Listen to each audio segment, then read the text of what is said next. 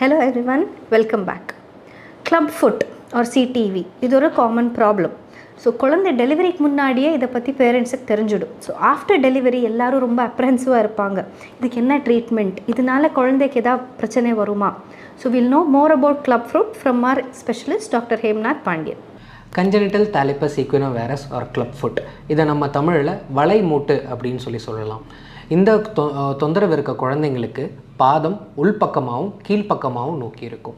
இந்த தொந்தரவை குழந்தை பிறந்த உடனேவே பீடியாட்ரிஷியன் பார்த்து கண்டுபிடிச்சி ஆர்த்தோபெடிஷியன்ட்டை ரெஃபர் பண்ணுவாங்க.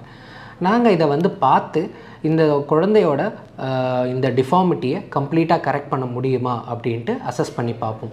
அதை கம்ப்ளீட்டாக கரெக்ட் பண்ண முடிஞ்சிச்சு அப்படின்னா பெற்றோர்கள் இல்லாட்டி கேர்டேக்கர்ஸ்ட்டை இந்த குழந்தைக்கு அந்த பாதத்தை மசாஜ் மாதிரி பண்ணி நேராக்க வைப்போம். இந்த மாதிரியான மசாஜை அவங்க 3 வாரத்துக்கு பண்ணிக்கிட்டே இருக்கணும். 3 வாரம் பண்ணதுக்கப்புறம் எங்களை திரும்ப பார்த்து அந்த டிஃபார்மிட்டி கரெக்டாக இருக்கா இல்லை இன்னும் பர்சிஸ்டண்ட்டாக இருக்கா அப்படின்றத கண்டுபிடிப்போம்.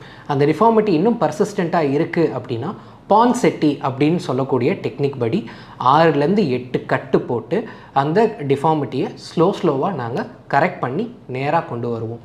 இந்த 6லேருந்து 8 வார காலம் முடிஞ்ச போது அந்த குழந்தையோட கால்கள் முழுமையாக நேராகிடும்.